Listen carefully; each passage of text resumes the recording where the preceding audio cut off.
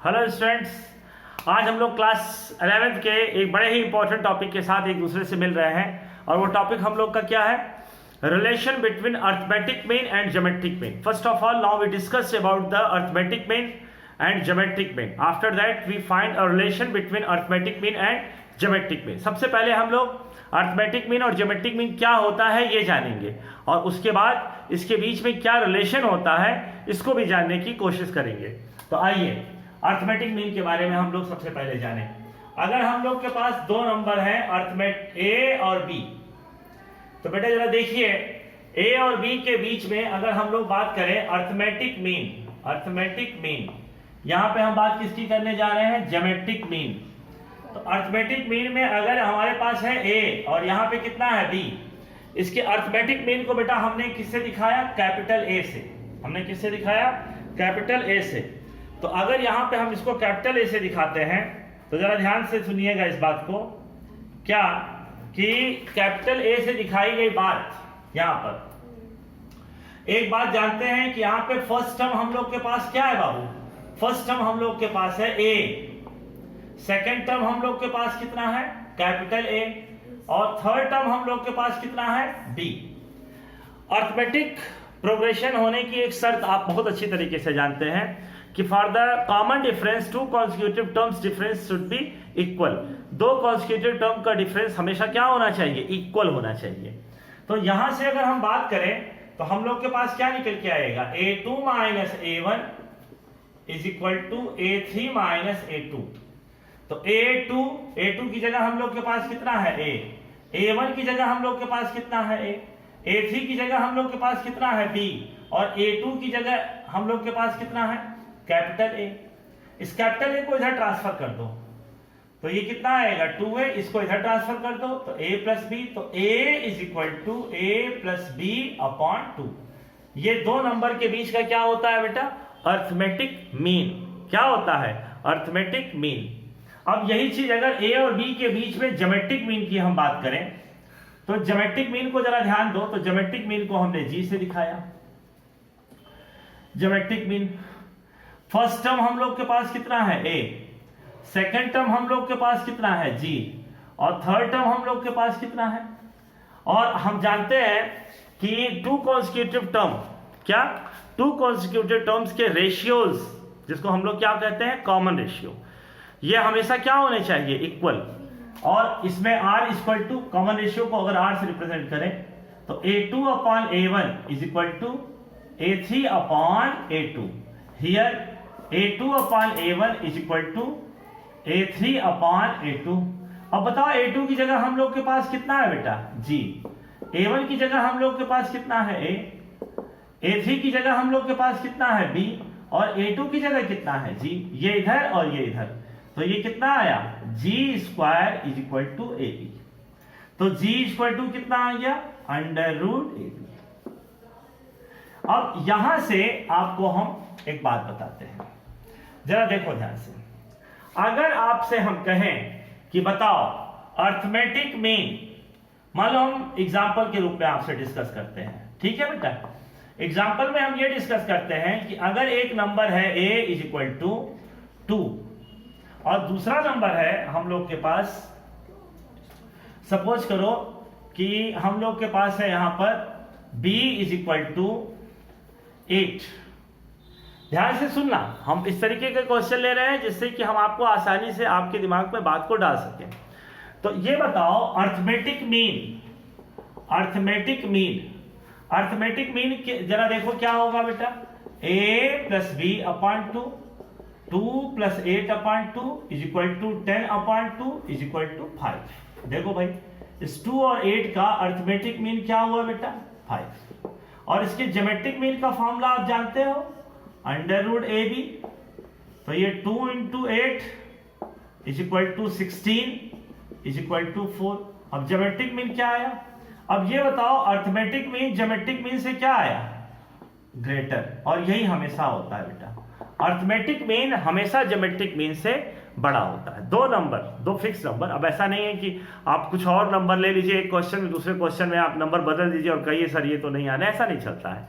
होगा ये कि जब हम लोगों के पास दो फिक्स नंबरों का, सेम नंबरों का हम लोग अर्थमेटिक मीन निकालेंगे और ज्योमेट्रिक मीन निकालेंगे। तो वहां से अर्थमेटिक मीन के बीच का और ज्योमेट्रिक मीन की वैल्यू, दोनों की वैल्यूज जो होंगी उसमें अर्थमेटिक मीन की वैल्यू हमेशा ज्योमेट्रिक मीन से लार्जर आएगी। इसको हम एक लार्ज पर्सपेक्टिविटी में एक इनइक्वालिटीज हम आपको प्रूफ करने जा रहे हैं, जरा उसको आप ध्यान से देखिएगा। तो आप लोग अपनी कॉपी में हेडिंग डाल सकते हैं, क्या, relation between arithmetic mean and geometric mean. लेकिन उससे पहले इसको रब करना होगा। तो आइए हम लोग इसको ध्यान देते हैं। देखिए arithmetic mean and geometric mean, देखिए arithmetic mean and geometric mean, relation between arithmetic mean and geometric mean. अब कहेंगे कि सर ये रिलेशन, बेटा ये आपके जेई में बड़े ही इंपॉर्टेंट क्वेश्चन के रूप में एक ऑब्जेक्टिव क्वेश्चन इसमें आ सकता है, या इस पे बेस्ड क्वेश्चन आते हैं इनइक्वालिटीज के। तो जरा देखो, एक्चुअली एक रिलेशन और होता है हार्मोनिक मीन, लेकिन चूंकि अभी हम हार्मोनिक प्रोग्रेशन पढ़ाए ही नहीं हैं, इसलिए हम उस इनइक्वालिटी का डिस्कशन नहीं करना चाहते हैं। हमने जो पढ़ा दिया है अर्थमेटिक प्रोग्रेशन और ज्योमेट्रिक प्रोग्रेशन के फंडामेंटल डेरिवेशंस, हम उसी पे कॉन्सेंट्रेट करता हुआ आपको आगे बढ़ाते हैं। तो जरा देखो अर्थमेटिक मीन, जरा ध्यान देना बेटा, अर्थमेटिक मीन अगर आपको हमने दिया रिलेशन बिटवीन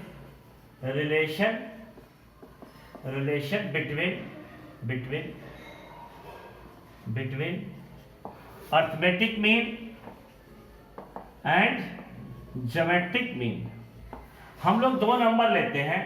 क्या लेते हैं बेटा, हम लोग दो नंबर लेते हैं। Let two numbers are small a and small b। बताओ इसका अर्थमेटिक मीन क्या आएगा, a plus b by to.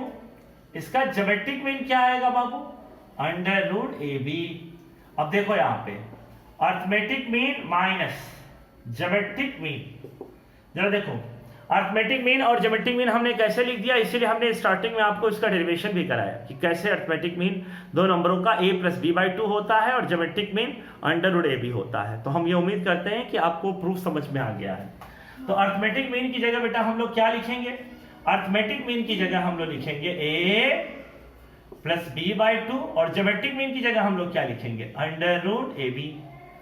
अब यहां पे देखो इस 2 और 1 का एलसीएम कितना आया, 2, तो यहां क्या मिला, a प्लस बी।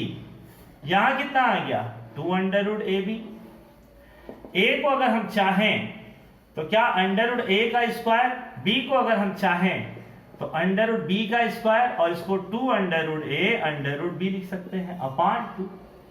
यहां पे एक चीज देखो ध्यान से, x is equal to under root a। तो यहां पे एक बात देखो, ये आपका देखो क्या दिख रहा है, x स्क्वायर, इसको देखो बाबू y स्क्वायर, और ये कितना आया 2xy। तो क्या इसको हम लोग x माइनस y का होल स्क्वायर नहीं लिख सकते हैं, लिख सकते हैं। यहां पर x की जगह कौन आएगा, अंडर रूट a, और b की जगह क्या आएगा, अंडर रूट b का होल स्क्वायर। यहां पर एक बात और आपको हम बताएं, for every value a and b should be greater than 0। अब कहोगे कि सर आप 0 क्यों ले रहे हैं, आप शुरू में क्यों नहीं लिए, बाद में क्यों ले रहे हैं, इसलिए ले रहे हैं बेटा क्योंकि यहां देखो रिलेशन में a और b आ रहा है। अगर a निगेटिव हो जाएगा और b निगेटिव हो जाएगा तो अंडर रूट के अंदर की स्क्वायर वैल्यू क्या हो जाएगी, इमेजिनरी। क्या हो जाएगी, इमेजिनरी। और उसके लिए तो आप कैपेबल है नहीं, क्योंकि हम लोग रियल वैल्यूड फंक्शन के बारे में पढ़ते हैं। तो यहां पर a और b को पॉजिटिव लेना चाहिए। तो यहां पर इसलिए लेना चाहिए जिससे कि इस रिलेशन को हम लोग डिस्कस कर सकें। तो अगर हम बात करें arithmetic mean minus geometric mean, अब ये हमारा ग्रेटर देन 0 होगा कि नहीं होगा, रीजन बहुत क्लियर है, क्योंकि under root a minus b का होल स्क्वायर ये पॉजिटिव है, तो under root a minus under root b का होल स्क्वायर अपॉन 2 ये भी क्या होगा, पॉजिटिव। तो यहां पे हम लोग के पास क्या आया, arithmetic mean is greater than geometric mean. Arithmetic mean इस ज्योमेट्रिक मीन से क्या दिखाई देगा आपको, बड़ा। अर्थमेटिक मीन इस ज्योमेट्रिक मीन से क्या दिखाई देगा बेटा, बड़ा। तो ये एक रिलेशन है कि arithmetic means for 2 positive number is always greater than it's geometric mean. ये आप दिमाग में रखिएगा, क्योंकि आपको यहाँ पर क्वेश्चन पूछे जाते हैं, बहुत बारीकी से क्वेश्चन पूछे जाते हैं।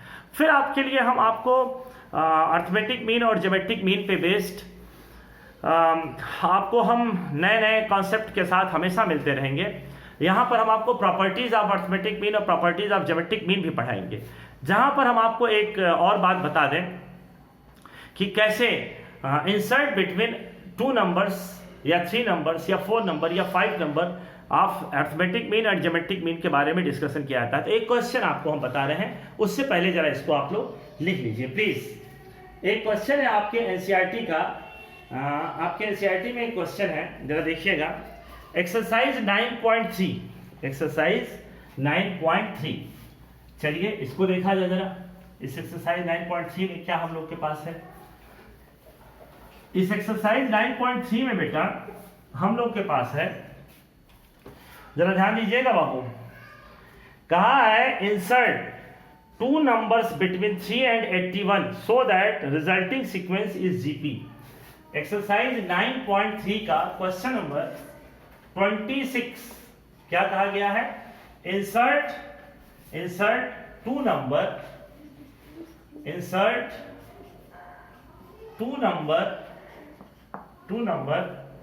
between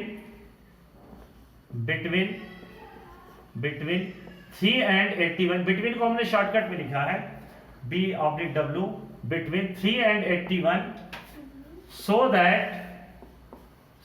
that resulting sequence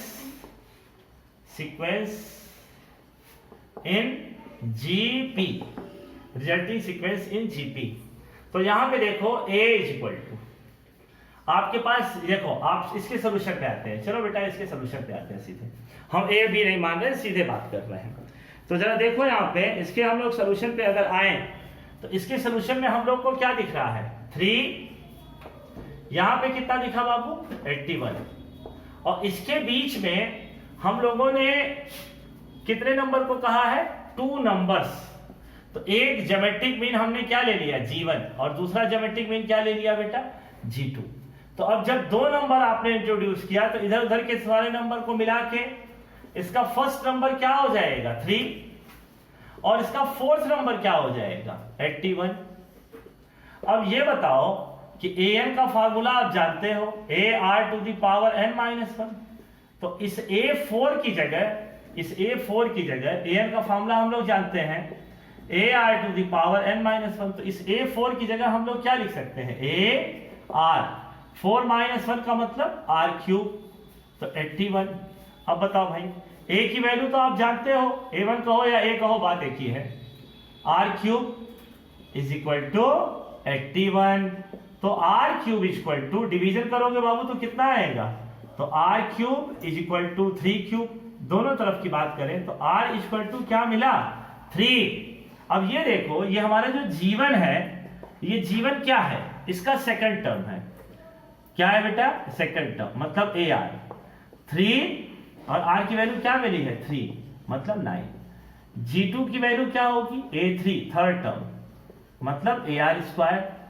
तो 3 × 3² मतलब 27। तो G1 की वैल्यू 9 और G2 की वैल्यू क्या आ गई? 27। तो इस तरीके से अब आपको हमने 2 से क्यों बताया? 2 की जगह आप 10 रहे, 15 रहे, तो आप सामने निकालेंगे। शुरुआत के 1-2 निकाल के, पीछे के 1-2 निकाल के, फिर डैश बीच में कर दिया जाता है। थोड़ा सा इससे हम लोग और आगे बढ़ते हैं। अगर अब आप कहिए कि सर अगर हमारे पास अर्थमेटिक मीन रहे, तो चूंकि आप क्लास 10th में पढ़ चुके हैं इसलिए हम अर्थमेटिक मीन के क्वेश्चन को नहीं बताते हैं, लेकिन आपके मन में चूंकि एक क्वेश्चन आएगा कि सर आप अर्थमेटिक मीन को भी लगे हाथ बता दीजिए, तो बिल्कुल बता देते हैं। बहुत छोटे से चेंजेस ही तो कर रहे हैं हमको आपको, चलो किया जाए इसको। आइए, तो अगर यहां पर इन जीपी की जगह मान लो एपी कह दे, तो अब मानते समय हम लोग अर्थमेटिक प्रोग्रेशन के लेटर में यहाँ ए कर देंगे और यहाँ भी ए कर देंगे। ये वही रहेगा, ये वही रहेगा, फार्मूला हम लोग का बदल जाएगा। देखो क्या बदल जाएगा बेटा? फार्मूले में हम लोग के पास a4 की जगह अब हम लोग फार्मूला कौन सा अप्लाई करेंगे? a+n-1 × d। तो a4 की जगह a+3d = 81। a की जगह कितना है? 3 + 3d और 81। तो देखो 3d, इसमें से आप 81 को सब्ट्रैक्ट करोगे तो कितना आएगा? 78। d इक्वल टू कितना आएगा बेटा 3 2 जा 6 आप समझ रहे हैं ना ये कैसे आया। तो d कॉमन डिफरेंस d की वैल्यू कितनी आ गई बाबू 26। यहां पे ये 78 कैसे आया बेटा 81 में से 3 को सब्ट्रैक्ट किए हैं। तो अब यहां जो अर्थमेटिक मीन हम कहेंगे तो ये हमारा जो अर्थमेटिक मीन है ये है कौन सेकंड टर्म मतलब a प्लस टी। a की वैल्यू कितनी थी बाबू तो 26 तो ये कितना आ जाएगा 29 और यहां पर a2 इक्वल टू a3 का मतलब a प्लस 2d मतलब यहां कितना आएगा 3 प्लस 26 2 जा 52 इज इक्वल टू 55। तो यानी first arithmetic mean 29 and second arithmetic mean 55। अब आपको बीच में चाहे दो जैसे हमने आपको बताया जिससे कि छोटे वीडियो के द्वारा हम आपको कॉन्सेप्ट आपके दिमाग में बैठा सकें। तो अगर 2 की जगह 3 आ जाए 4 आ जाए 5 आ जाए तो क्या फर्क पड़ता है, आप बड़े आराम से इसको कर सकते हैं। हम आपको धीरे धीरे करके properties of arithmetic and geometric progression और फिर इसमें और आगे की चीज़ों को हम बताने के लिए हम डे बाय डे थोड़े छोटे वीडियो आपको बनाते जाएंगे और इसमें हम लेक्चर वाइज नेमिंग करते जाएंगे, अर्थमेटिक प्रोग्रेशन की अलग और ज्योमेट्रिक प्रोग्रेशन की अलग। तो इस तरीके से आपने हमारे साथ इस पूरे वीडियो को बहुत ध्यान से देखा, बहुत ध्यान से समझने की कोशिश की, इसके लिए आपका बहुत बहुत धन्यवाद। और आपसे एक रिक्वेस्ट हम बार बार करते हैं अपने हर वीडियो में, एक छोटा सा प्यारा सा रिक्वेस्ट है कि अगर आपको ये समझ में आया है तो अपने दोस्तों से, आप अपने और लोगों से जो एजुकेशनल एक्टिविटी को परफॉर्म करते हैं उनसे ज़रूर रिक्वेस्ट करिए कि हम लोग का स्टेप्स मैथ्स क्लासेस के चैनल को सब्सक्राइब करें और लाइक करें और शेयर करें और अपने कमेंट्स के द्वारा अपने प्रॉब्लम या अपने व्यूज़ को आप ज़रूर दें, क्योंकि इससे भी हम लोगों का एक अलग इंस्पिरेशन मिलता है। आपने हमारे वीडियो को पूरे ध्यान से देखा, इसके लिए आपका बहुत बहुत धन्यवाद। Thank you very much.